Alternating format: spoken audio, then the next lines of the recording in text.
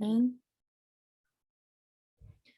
well, good morning, everybody. I am here with Jason Belinkie, the CEO of Athletes for Hope. Really excited to have him here to share a little bit with us. So, Jason, thanks so much for being on the Big League Philanthropist.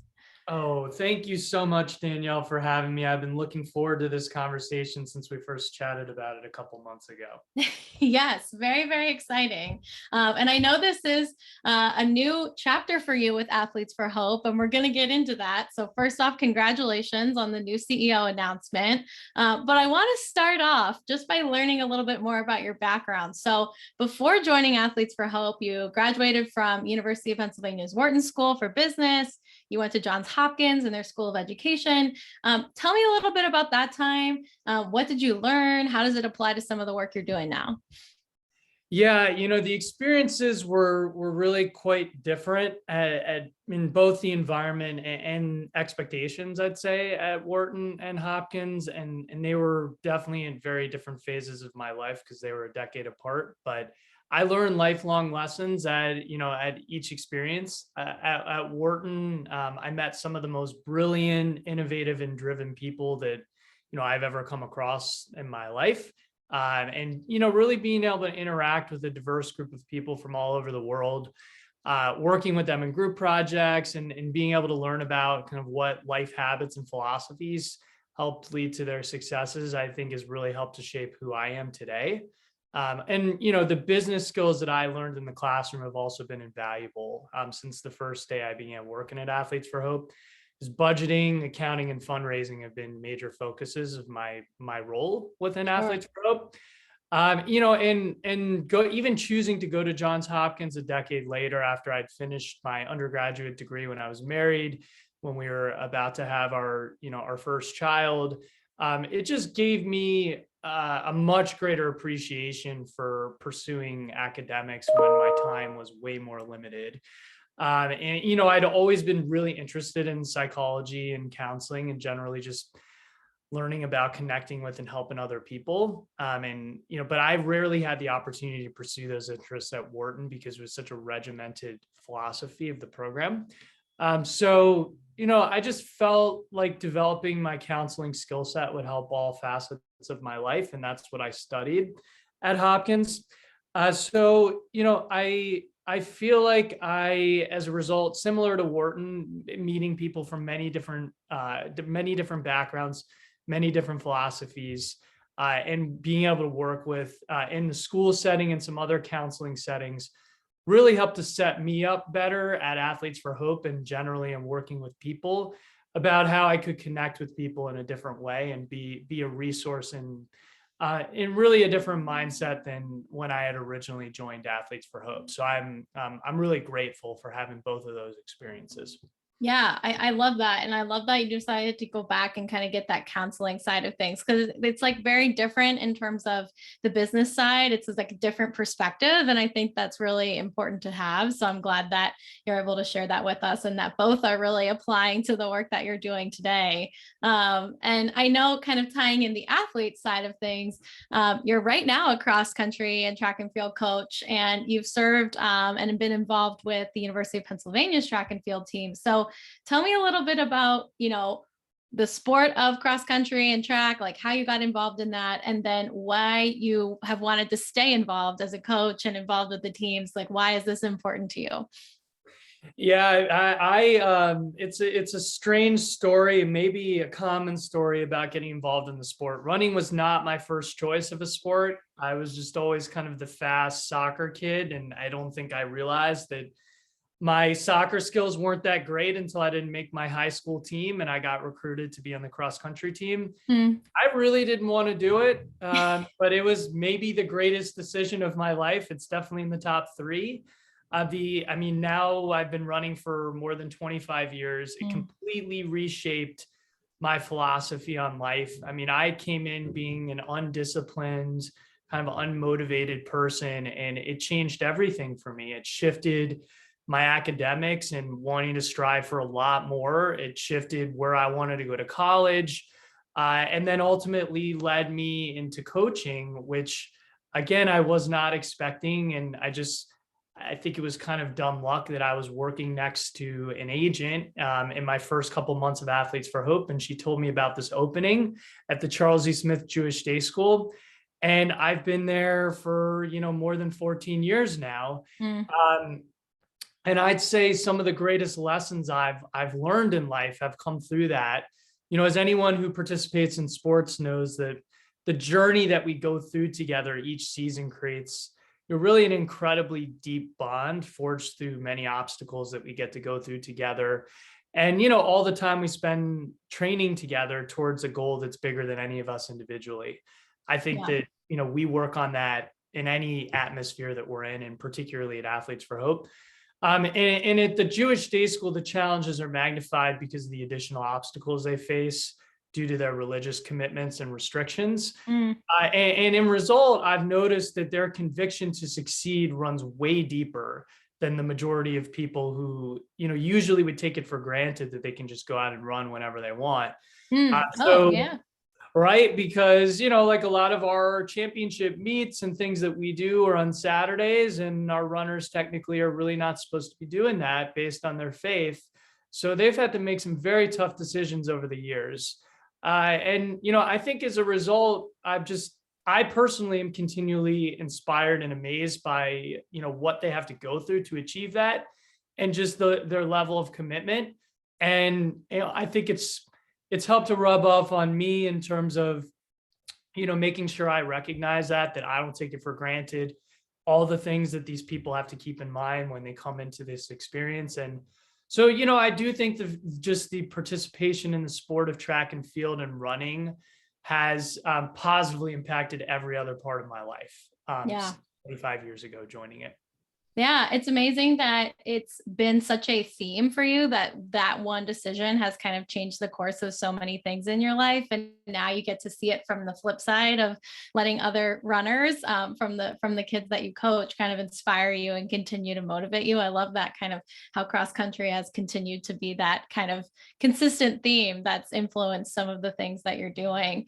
And I want to talk now about Athletes for Hope. So we mentioned at the very beginning, your new role as CEO, but give us a little bit of a snapshot. What is Athletes for Hope?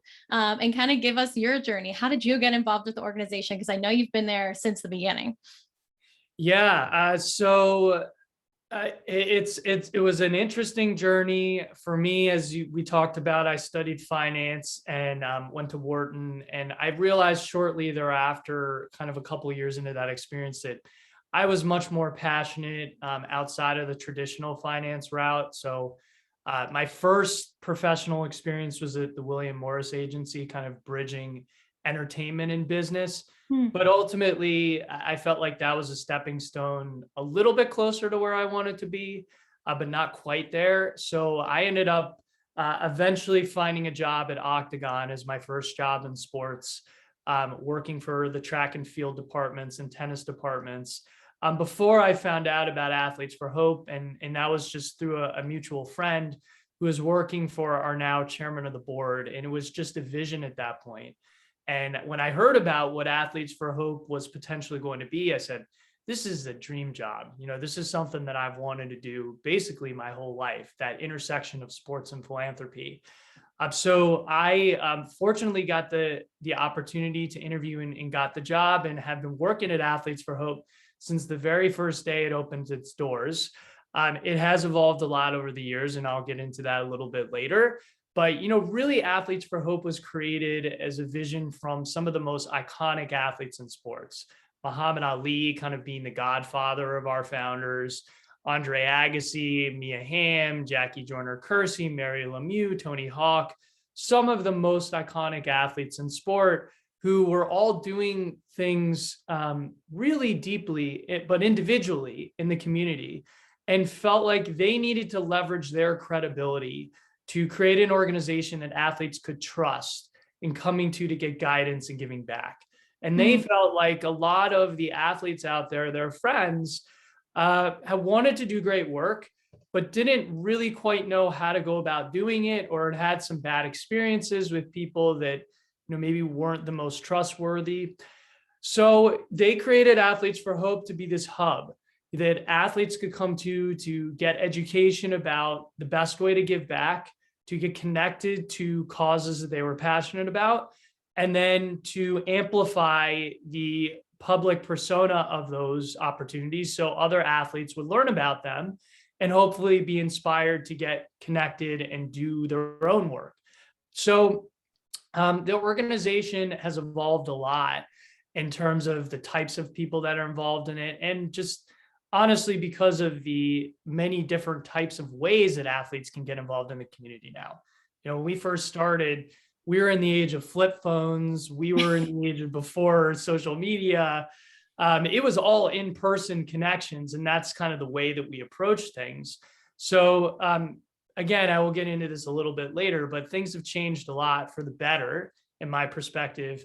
But the core of Athletes for Hope kind of remains that we are rooted in education and in connection and kind of being that bond between, because, like when I was growing up, I'd see athletes show up to different community events and I'd wonder, like, how did they get connected to that athlete? Like, how did that come to fruition? And I think a lot of the community organizations were thinking the same thing. Like, how do we actually get to these athletes? What's the process? Like, usually it was like somehow you knew a friend of a friend, and Right. like they got connected and you never were quite sure if the athlete was really going to show up or not. So I think we wanted to create much more of a regimented, open, like there is actually a place you can come to make this connection. And the athletes want that too. They don't know a lot of the time who these people and organizations are that would benefit from them being involved. So, that was really the impetus of Athletes for Hope. And I think that, the athlete network has grown to be this really robust network of thousands of athletes now. And it's really exciting to see from where it started. Yeah. And I love the idea that the theme is connection, community, and the education side of things, because even from the work that we're doing at Tackle What's Next, we see that philanthropy is a big question mark for a lot of folks. They want to do something, but there's pressure and they're not really sure who to go to or how to figure that out. Or maybe they feel like their teammates are doing something, so they have to do the same thing, even though that might not be the best course of action for them. And we're seeing, like, even this week, there was a couple of news stories about some athlete-based charities that got in trouble, that just weren't doing it right way. And it's tough. And so it's great to know there's a resource there founded by athletes, really for athletes, right? To kind of go to. And then, like you mentioned, one of the big things I'm sure a lot of organizations are wondering is like, how do I connect with athletes, and what do I do to align myself? And so, I think, again, 15 years plus later, it seems like more and more athletes are getting involved in philanthropy. They want to be involved. Maybe before social media, we just didn't hear about it as much, but I think now we're seeing so many athletes speak out, and it's more common, I guess I would say, for any athlete to be able to use their platform and want to use their platform. So what would you say? Is it social media? Like, what's the main factor? Have you guys seen a huge growth in people coming to you and saying, hey, I don't know how to do this, but I want to do something good? And is it social media? Is it just the times we're in? Or what do you think that shift has been like? Yeah, I think it's in this next generation's DNA. I think growing up, there was a different mentality that, perhaps people needed to be a certain age to advocate for change, or those were the people that we heard about. And it's very different now. You see people that are, any age, that are out there and are advocating for change in their own communities. You've seen, even just within the athlete movement, Black Lives Matter, gender equality, mental health. These are all things that athletes are using their powerful platform to make a difference. So I think it's just been a societal shift, and a really good one, that I think it's expected of a lot of these athletes who are impacted by this, that they are going to step up and make a difference. And it doesn't matter what age they are. So we've seen that shift. And like you said, I do think technology has played a role in that. Not always for good, but definitely in this space, I think it has been for good, because it connects people who otherwise would have never heard about this from places all over the globe. And, maybe those athletes never actually meet the majority of those people in person, but that doesn't mean that they don't feel this connection and that they can't work together. And that's been a really powerful shift in the work that we've seen over the years. Yeah. And that was really going to be what I kind of asked next. And I think you've kind of answered it, but I want to just confirm, you mentioned community, you mentioned connectedness, you mentioned education. Has that vision or mission changed since the beginning? I feel like it seems like it's the same, but I'm sure there's things that have changed from the ways you guys go about doing it. So tell me a little bit about, again, the original mission is kind of bringing these athletes to an education resource and bringing them together. What is the company mission now? Has it shifted a little bit, or is it really that's still the target goal? Yeah, I mean, I think the core of the mission has remained, focused on education and empowering and inspiring athletes and kind of the greater community to take action around the causes they care about. But the way that we do it has absolutely changed. I think the first 7 or 8 years I was working at Athletes for Hope, we were still doing workshops, and we workshops are really the lifeblood of Athletes for Hope. And I think what makes us most unique in this field, because there's a lot of people that are doing service. There's not a lot of people that are doing the education on the front end to examine somebody's platform and providing the tools to be effective and impactful when you're giving back. So we were doing the workshops, but we were primarily connecting athletes to other organizations, almost exclusively other organizations that align with those athletes' passions. But we realized over the years, really probably starting about 10 years ago, that we needed to create some of our own programs that really catered more directly to what our athletes were most interested in. So that in result has evolved the company's vision into, here's kind of our core pillars in the areas that we are most interested in, because this is what our athletes are interested in supporting. So, we now have a mental health program. We have a fitness program that's focused on eradicating childhood obesity. We have a university program at the college level.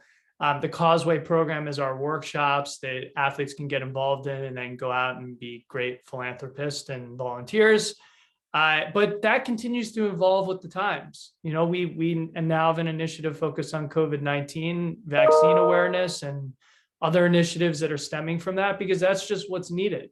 And that's what our athletes are interested in. So, I think we are constantly, we have to keep evolving. Otherwise, we're not really living up to what our core identity is, which is we're about what the athletes are about. And, the athletes are about whatever society needs from them and what their changing passions are. So I think that will always evolve, but I would say that was the biggest shift, was actually owning our own programs to make an impact. Yeah, no, I really like that. And I like that you guys are listening to the people you're supporting and kind of giving them empowering them really to kind of have the ownership over some of these programs. And you've mentioned a couple times, athletes are really kind of driving these topics. They're the ones coming and saying, this is what I care about. Why, in your opinion, do you think that athletes and sports in general are such a powerful force in the world of community impact and social change? Like, why do so many people, look to athletes, expect athletes to use their platforms? And why do you think it makes such an impact? I don't know about you, but, growing up, the people I looked up to the most and paid the most attention to were the professional athletes on my favorite teams.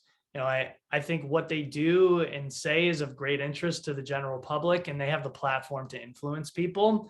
And, I think sometimes people are just, if they're fans, if they're just people that are going to games and they feel like they get to know these people a little bit more, and there's just this really special identity of the athletes and what they bring, and, and all that a lot of them have overcome to get to where they are. I think people feel this connection to them and this excitement. I again go back to that example of Brian Mitchell, who used to play for at the time, well, we'll say the Washington football team. It's the Commanders now. I hear they might change their name again. We'll see.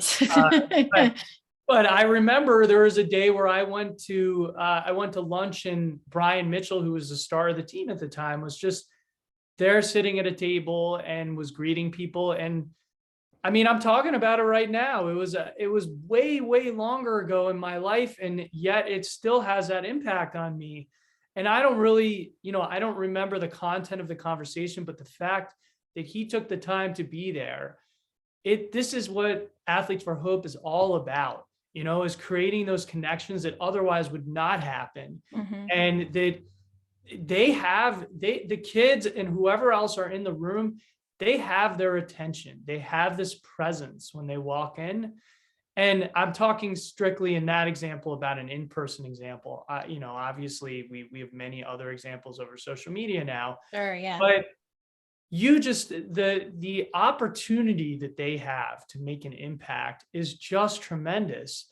And I think a lot of the kids and others who, haven't thought about it until they get to that moment, and influences so many of them forever.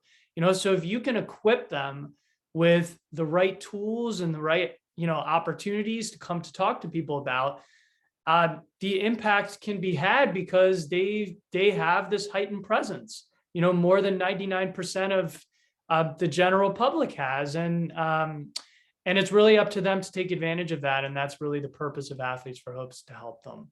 Yeah, no, it's so important because you're right. It's the platform that they have just from the work that they do on the court, on the field. And I love that you said it's up to them to take that on. So, you can't force someone to do it. They have to really want this. They have to really be passionate or excited to dig into some of this work. But when they do, when they're educated and when they're informed about doing it the right way, which is really what you all do, at Athletes for Hope, I think that's where real change can really be made. So I appreciate that. And I think you're right.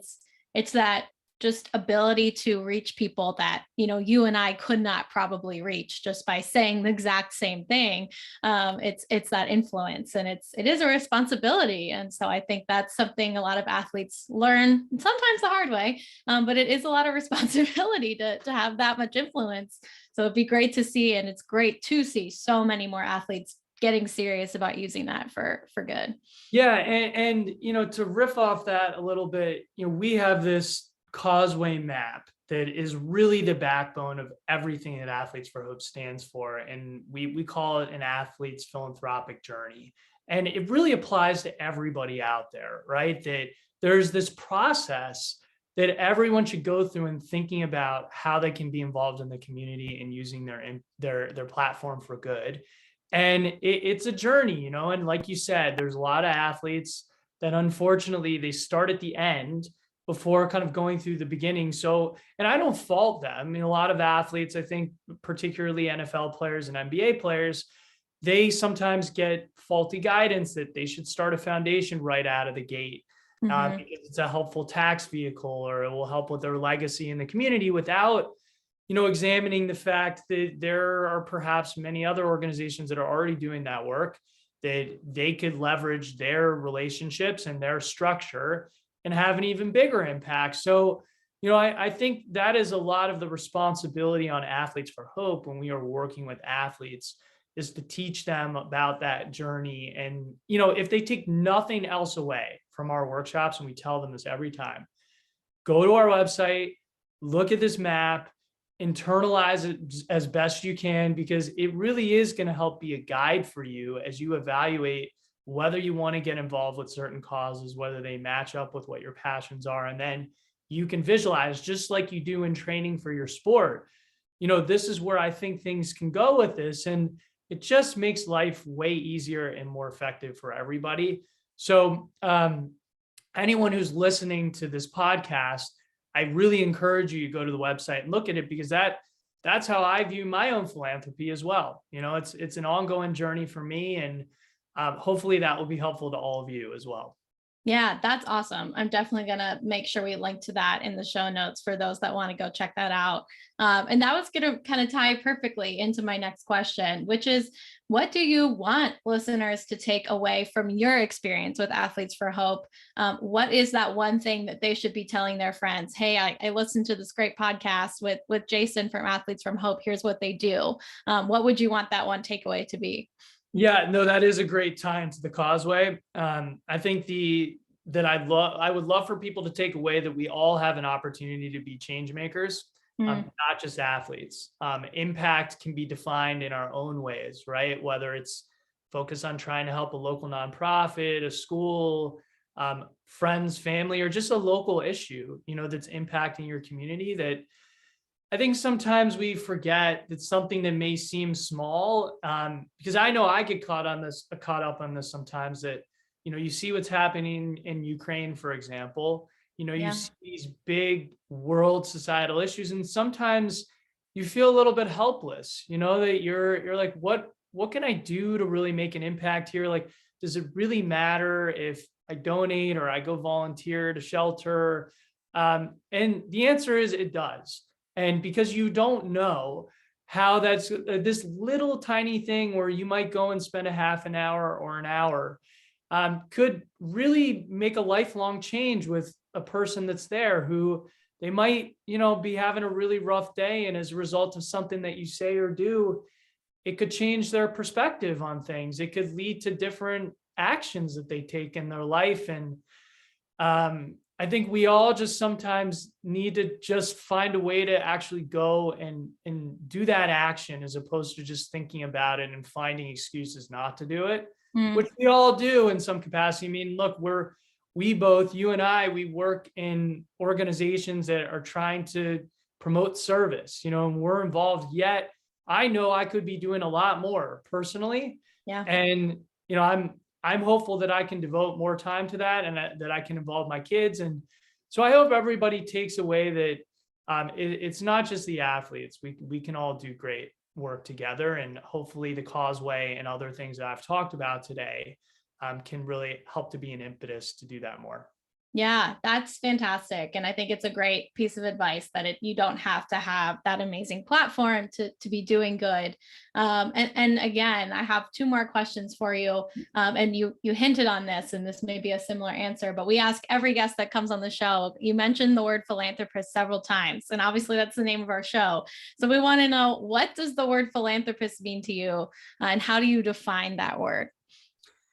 Yeah, being a philanthropist to me means leaning into something that you want to positively impact. And I did allude to it a little bit before, but that can take on a variety of forms, right? That could mean giving your time, your money, your name to something, but it requires action. And I don't say that just to say, just get out and start doing stuff immediately just for the sake of doing it. That, take the time to think about it. Like we put on the Causeway Map, it's this discovery phase where, think through, like, what has impacted you. Like there's an organization that I serve on the board of, Hope for Henry. And the reason I joined the board is because, as a parent, having a daughter who's had pneumonia 3 times and has been in the hospital, and having seen other parents in the hospital and what they're dealing with, and just the impact that Hope for Henry makes on the lives of these parents and people that are struggling with these unimaginable tragedies and being in this environment, I can just see the change that this organization is making in the people that are involved. And I felt compelled as a philanthropist to be involved in that organization because it impacts me personally. And I can see, as a parent and as a person, and I can see that impact. And I just encourage everybody out there to try to think about, what moves you, like not what you feel like you should be doing, because sometimes I think people get caught up in that, but like, what makes you emotional, what really connects deeply with something that's happened in your life. And it does feel like work sometimes to actually go out and start doing it, but it has such a tremendously positive impact when you are out there taking that action. So I hope, people, and again, anyone who hears this, if they're struggling with identifying what that passion is and they want to talk to somebody about it, that's what we do. We're happy to have the conversation with people that aren't just athletes, because we know sometimes that's all it takes for somebody to feel the courage to go out there and do it, is like to hear that validation that, yeah, like, you can take action around that. Here's a couple ways that you can do that. And, like with our athletes, and we talked about that perhaps a little bit earlier, that's the main obstacle a lot of the time, is that they don't even know where to start. And once they have that courage and the resources, then the impact happens. So long-winded answer to your question, but it's all about, I think, just leaning in and taking action in whatever makes the most sense to you. Yeah, no, that was fantastic. And I think it is so important. And I appreciate you using the example with Hope for Henry in your own work and your own life, because I do think that the impetus is like, oh, well, I should be doing this or I should do this, but you're not going to be motivated on days that you aren't, excited or like feeling, energized. You need something that's going to get you moving and that you're going to wake up every day wanting to support, wanting to do the work, not because you should, but because it means something to you. And so I love tying in your own personal example, but then really encouraging people, if that was going to be a question, and I think you answered it, is like, how do you start or how do you get started? And I think it is thinking about what moves you, like what gets you up in the morning, what gets you fired up, and where do you see, like, no matter what's going on, where would you continually put your time in to support a cause? Could be the environment, it could be, an organization like Hope for Henry, it could be an organization like Black Lives Matter. You have to figure out what that is. And I love the distinction between what you should be doing and what you actually want to be doing or what actually moves you, because they are sometimes two different things. And you can get yourself caught up in something that you're not really excited about or not driven to support every day. And that's where it gets really hard, because you're convincing yourself versus actually believing that this is the right thing to do. So I appreciate that distinction on that. That's awesome. And then finally, I just want to know, where can people, especially athletes, but we have your website, give us that again. How can they learn more if they want to get involved with some of your programming? How can they do that? And then give us a heads up on what's coming up over the next few months for Athletes for Hope.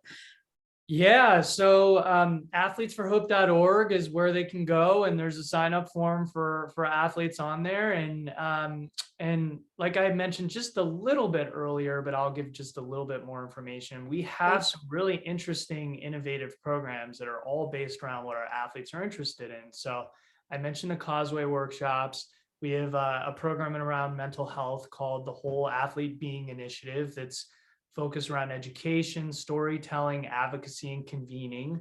We try to create these conversations amongst different athletes to talk about their own journeys in mental health, to really change the stigma around mental health and make sure that everybody knows that, everybody has their own journey in that space, and that if you're struggling, that, you should seek out resources, and that is perfectly okay.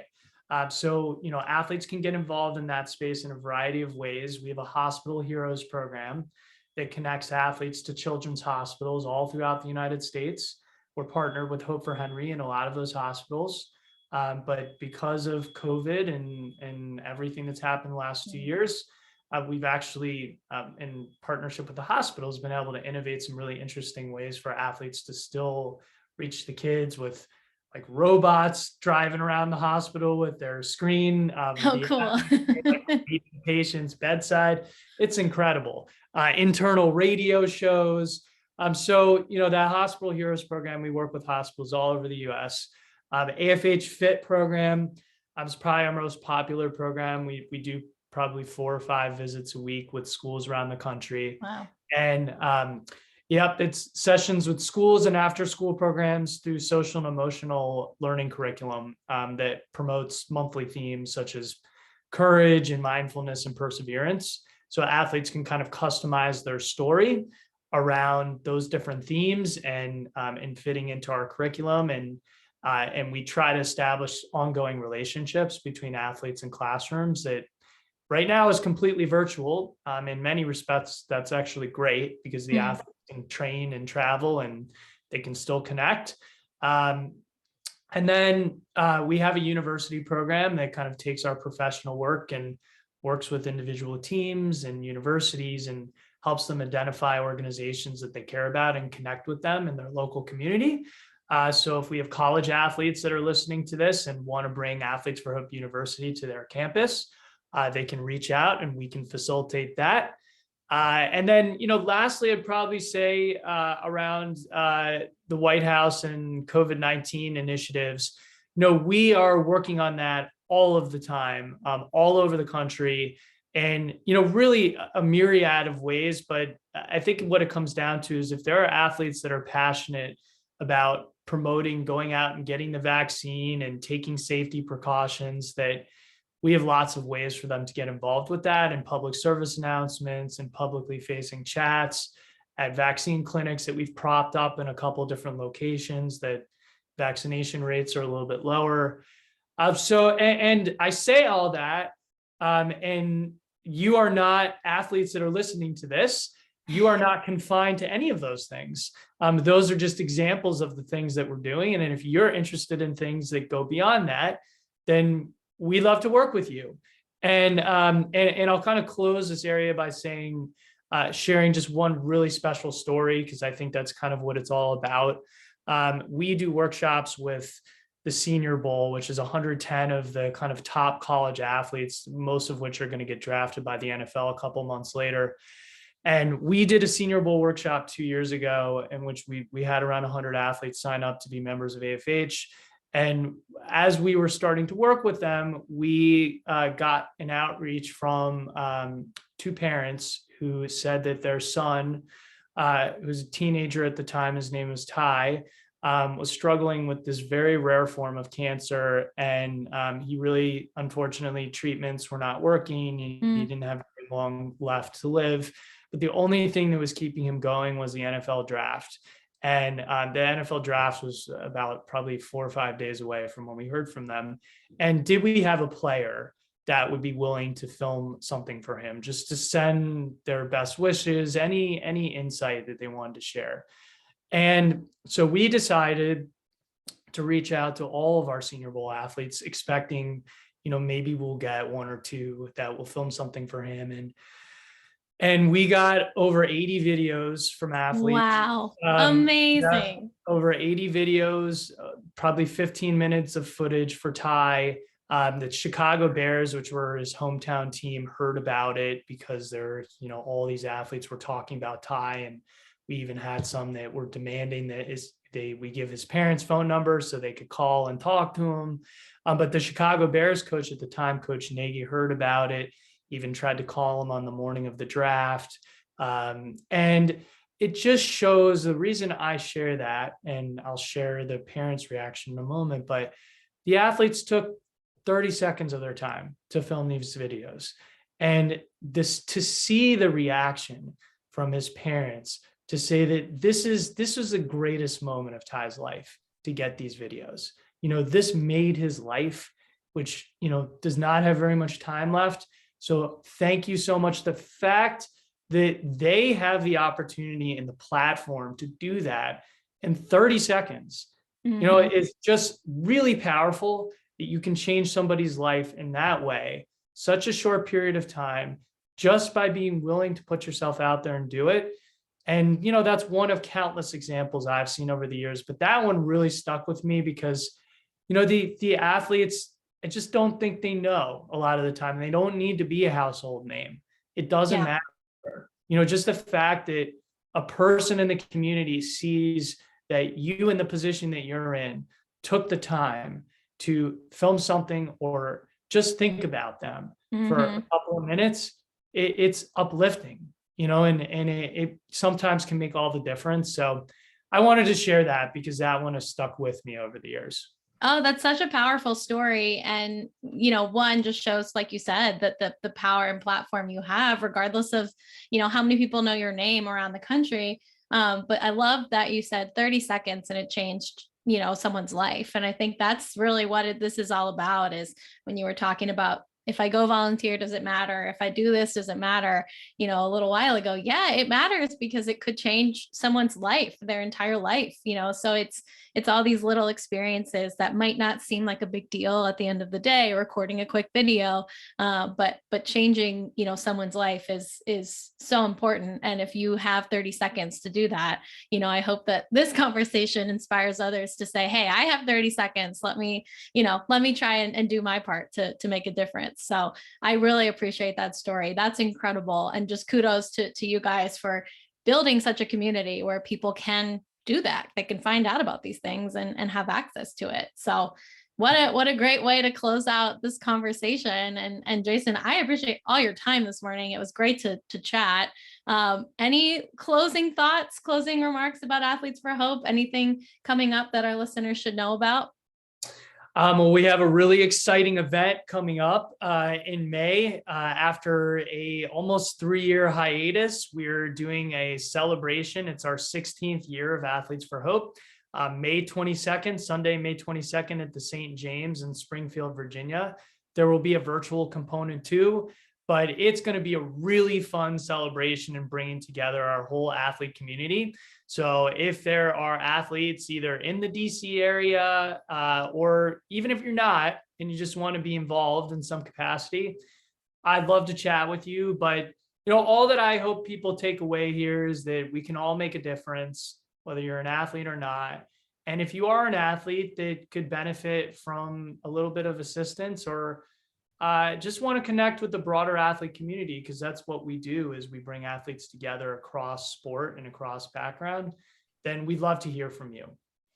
Awesome. Well, Jason, thank you so much again for all of your time. It's been such a pleasure chatting. I love what you guys are doing, and I appreciate you taking the time to share your story with us.